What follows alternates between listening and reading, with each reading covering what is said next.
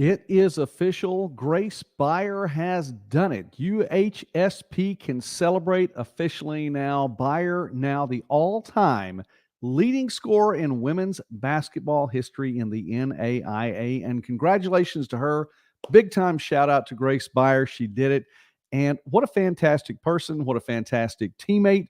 She was able to pull this off on Saturday, the final regular season game of the year.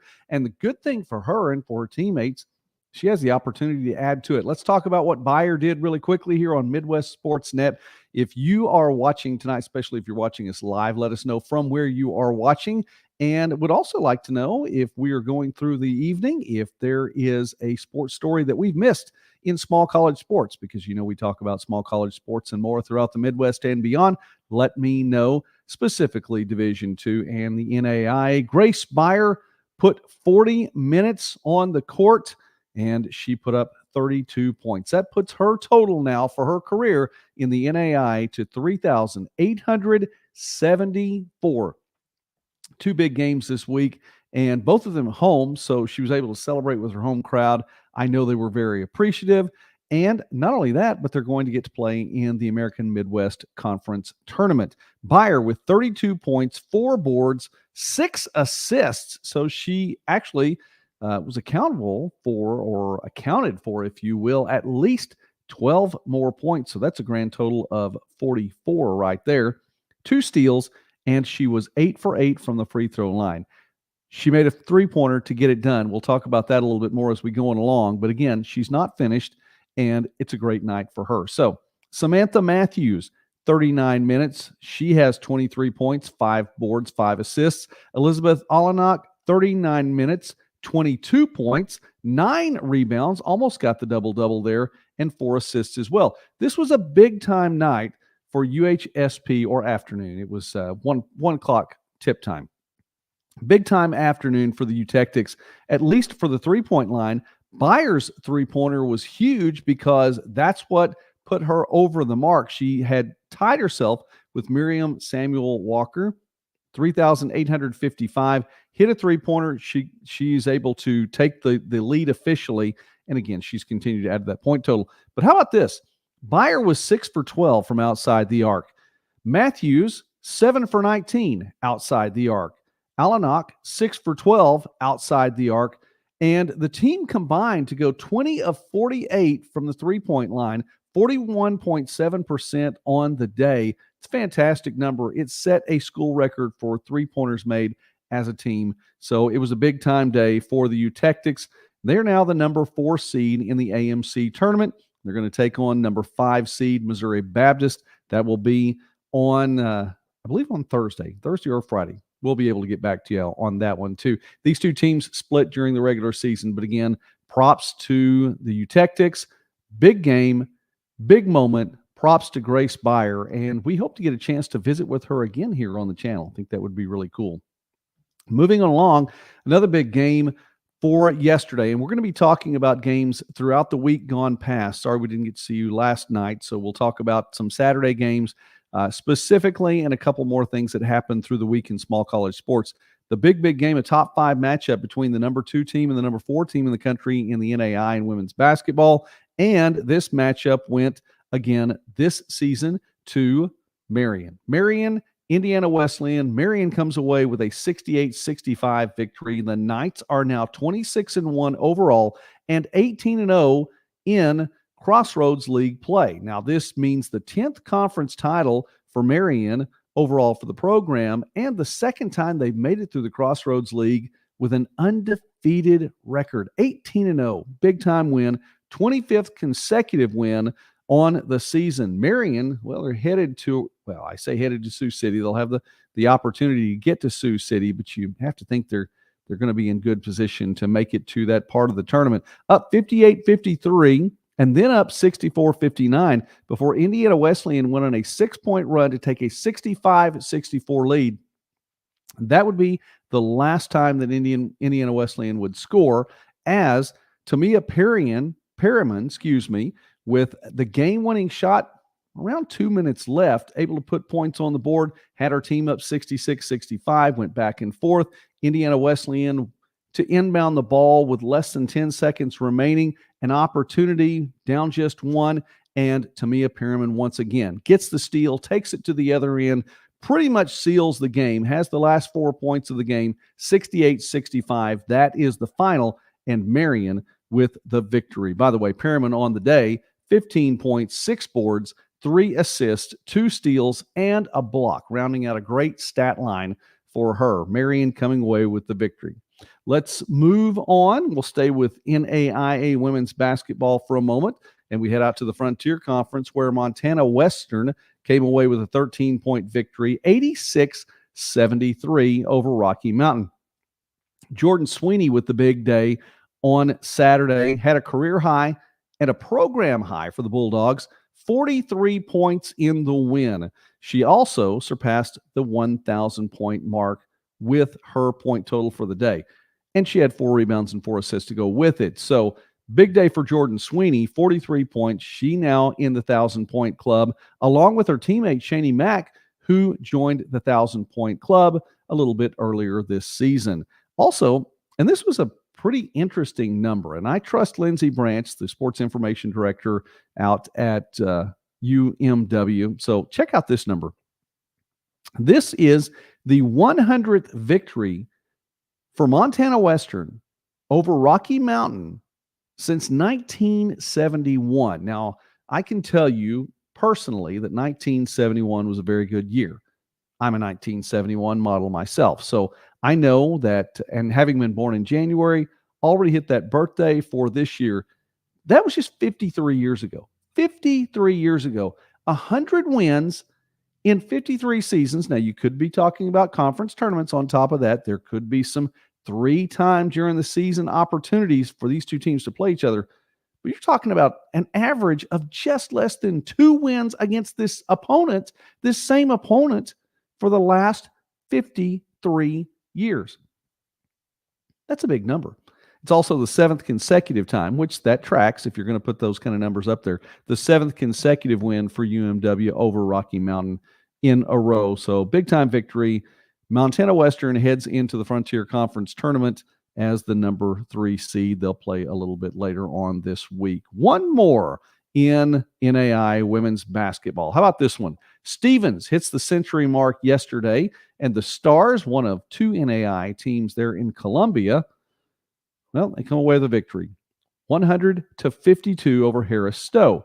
Now, this is also big because it represents the first ever championship for a program for any one of the Stars teams. So big time win for Stevens. It moves their record to 21-6 overall, but more importantly, 16-2 in AMC play. Now, not the only team in Columbia that's had a great season. As a matter of fact, Stevens shares the conference title with Columbia College, just up the road a little ways. 24-4 overall, 16-2 in regular season play. Stevens will be the number 2 seed in the tournament, although a share of the conference title. And again, congratulations to the Stars. Big time to get the win there and the first ever championship for the program. Stars, the number 2 seed. They'll take on William Woods on Friday at noon to open the AMC tournament. And the number 1 seed is Columbia. They'll take on the 8th seed, Central Baptist. So we're going to stay with basketball for a little bit longer, and we'll come back to basketball at the end. Let's move to men's basketball really quickly. We talked about William Woods last week. Well, we're going to talk about him, or actually on Friday, and it was pointed out that it was a big win last week over Central Baptist, gave the Mustangs their only loss of the season. That was an 84-68 win for William Woods in that game. Nate Schwartzky and Harry Shannon III, each with a game-high 18 points. So Central Baptist falling to 22-5, looking good to get to Kansas City, or at least be on the road to Kansas City and host a game to move on. 12-1 in AMC play, their lone loss of the season in conference play. William Woods, 17-8, also in a good position to try to make a strong postseason run, 9-4 in American Midwest play. Now, in this game, they opened up with a 23-7 lead. And I don't care how many games you've won or lost in conference play. It's tough to be down 16 points and come back from that it's a mental thing. Although I've actually seen it happen already once this season, but just saying that's a tough one to get past for Central Baptist. William Woods opened up 23-7, never looked back. They also earned a 73-42 victory over Williams Baptist. That was on Saturday. So closing out the season, 18-8 now, 10-4 in AMC play. But they're going to have to play the Eagles again, and that's going to be on Leap Day. AMC tournament first round. It's the 4-seed William Woods taking on the 5-seed Williams Baptist. Yes. So we'll get that out there. The Owls and the Eagles on Leap Day. Should be a lot of fun. Stay with men's basketball here in the Midwest. One more in the NAIA. How about Graceland? Graceland on Saturday. The Yellowjackets get a 70-58 win over Benedictine. It was senior day, and Patrick Fisher, the grad student, had 14 points, 5 rebounds, 5 assists, and the Yellowjackets get the win. This is a big win for Graceland because it puts them at 20 wins on the season. First time a men's basketball team at Graceland has hit the 20-win plateau. So they will move on, and they're going to be the number 3 seed in the Hart Conference tournament, and they'll be hosting Culver Stockton. That is a Tuesday game, and we'll be able to bring you, hopefully, that score on Tuesday and be able to move on from there. Thanks for watching again tonight on this Sunday night. Hope you're having a great Sunday. It's been a great Sunday for my family and for me, and we've had a lot of fun this day. And I just enjoy getting to visit with you tonight. Again, if you're watching live, let us know in the chat from where you are watching tonight. Let us know if there's a story we need to be covering in small college sports. And even if you're watching the replay, let us know in the comments section from where you happen to be watching us. This one, just one from NAIA baseball. This was on Friday.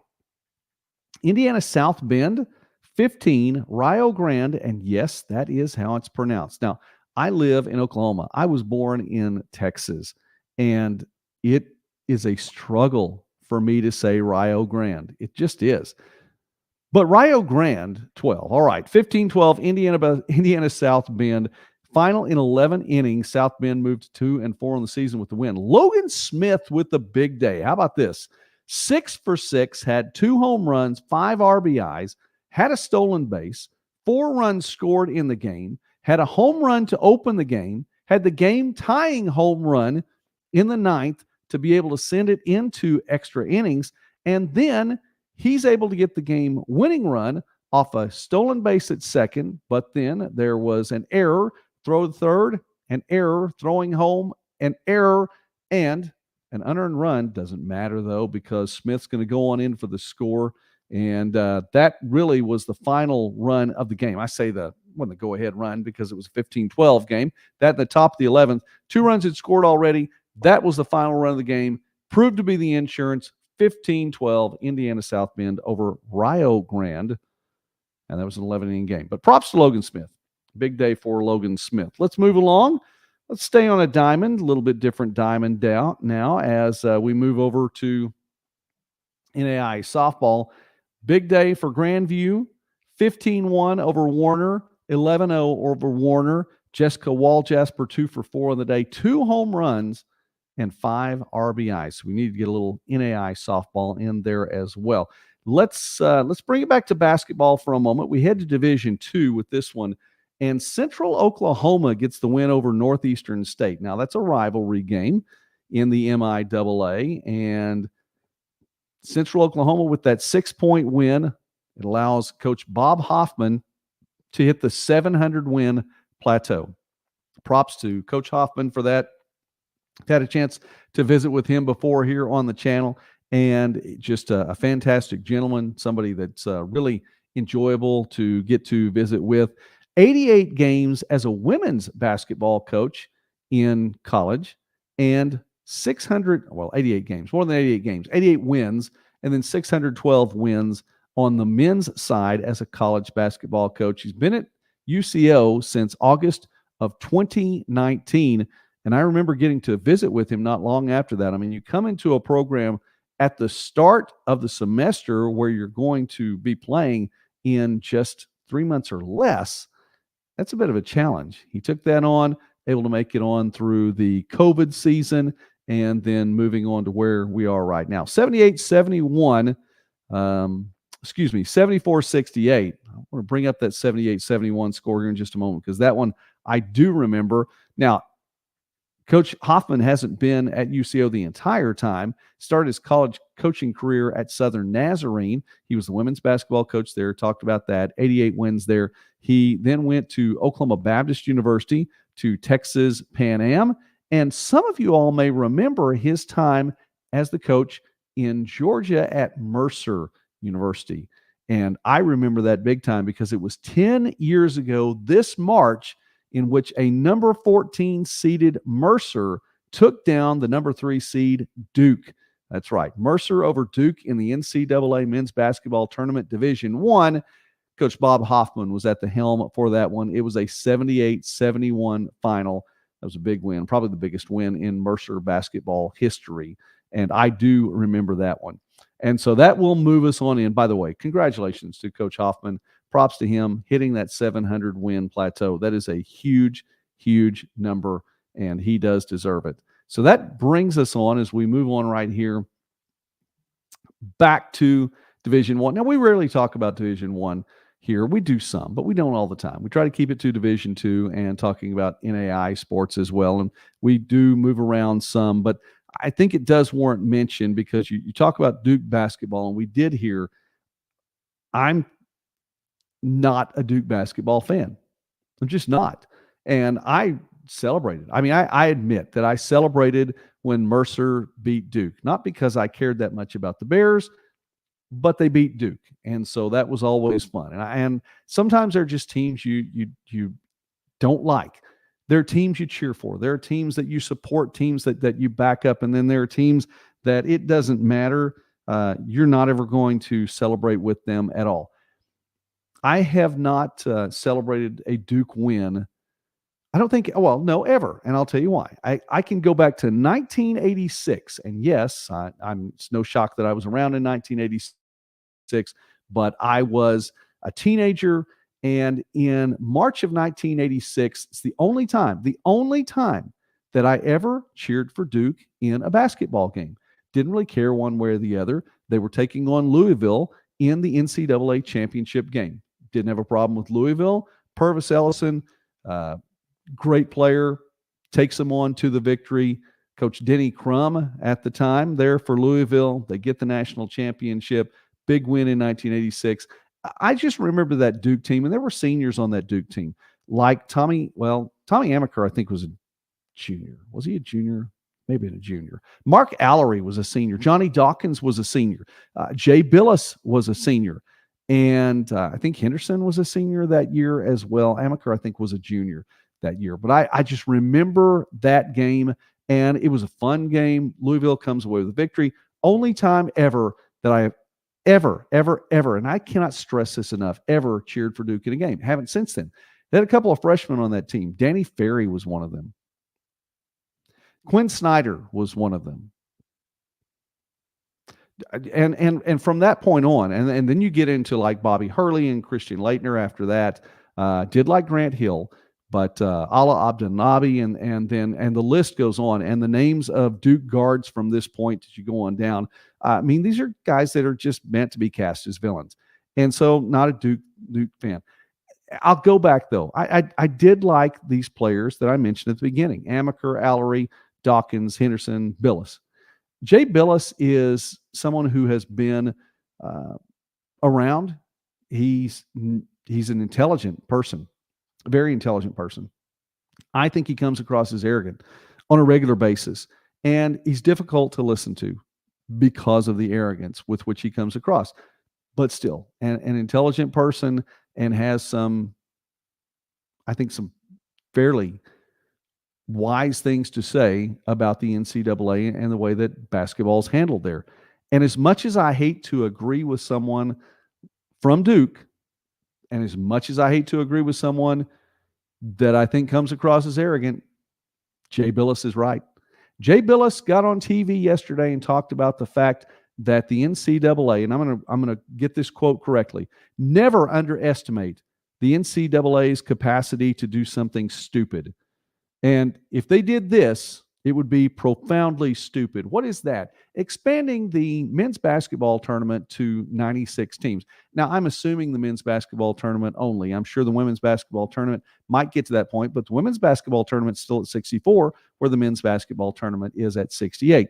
And there were some people who were commenting about the fact that the tournament has moved from 16 to 32 and 32 to 64, and it just adapts with time. Now, granted, some of these Mensa scholars that are ESPN commentators forget about the fact that it did go from 32 to 48 and 48 to 64. I kind of liked that it went from 48 to 64 because I appreciated the symmetry of it. The symmetry was still there with 48, but not quite the same. It wasn't a power of 2. So that's fine. Making it at 64, I thought it was enough. I would even take the 68, but I still think that that's borderline too much. 96 is too many teams. That is a number that is too high, and Bilas is right. This would be profoundly stupid for the NCAA to do this. And the point is that these people in authority will say, well, this is for student access. This is giving students an opportunity. No, it's about money. People will appreciate what you say a lot more if you will just be honest with what you say. This is about money. It's been about money all along. It's the reason that things are happening the way they are on the football side of things in the NCAA, which, by the way, the NCAA is getting its backside handed to them by the courts now with what it tried to do to the University of Tennessee, and, of course, all kinds of other schools along the way in the NIL avenue or market. I said market, but that's probably not right. But in terms of the NIL and how it's approached, and yeah, it's going to cause some chaos. But the NCAA, if you would be honest, but you're not. This is not just about expanding playoffs for more opportunities for teams. The college football playoff, which, by the way, the NCAA doesn't run, moves its field from 4 teams to 12 teams. This is about money. This is not about the access for the players. And if you open up the field, which is already too high, borderline too high, at 64, you are not doing it because you want to give more teams an opportunity. It should be more of an exclusive field. Why do you talk about making the NCAA tournament? Why is this such a big deal? Why is being a part of March Madness such a big deal? Because you made it to this point, and there are teams who will never have a national championship, but they hang the banner in the rafters of their arena and their facilities to say, we were in the NCAA tournament this year. If everyone's in, what does it matter? It's just like the Incredibles. And I know that's a simple analogy, but if everyone's special, then no one is. There's no reason for it to expand to 96 teams beyond just money. So at least be honest about it. We will have still a difference of opinions, but at least I can come to you, NCAA, from a position of respect and say, well, at least you were honest with me about this. I still think you're wrong. I still think it's a poor idea. I still agree with Jay Bilas, to say it's profoundly stupid. But at least I could do it from a point of respect. And so that's our conversation about the Division II men's basketball today. Would it be for women's basketball also? Maybe in time, but there's not as much money there, so it's not as big a priority. Yes, I said that. There's not as much money in women's basketball, whether it be the WNBA or the NCAA tournament. I have 4 daughters, okay? I want things to go well for women and for girls, my daughters, to be able to compete and succeed. So I'm not against women in that. I'm just saying the money's not there. And so it's not going to be a priority for them as much. And that's all we have to say about that. Hey, it's been a fun night here on this Sunday, gone a little bit longer with our show tonight. Please let me know from where you were watching tonight. We'll be on again tomorrow night. We'll talk a little bit more about some of the things from the weekend. And we are going to be talking about NAIA conference basketball tournaments throughout the week next week. So please tune in again, be a part of what is happening here, and let me know, whether it be in the comment section or an email, joey@midwestsports.net, joey@midwestsports.net, and let me know some of the stories that we need to be covering as well in Division II and the NAIA. Thanks again for watching tonight. I appreciate that. God bless you all. I will see you in around 24 hours. In the meantime, have a great end to your weekend.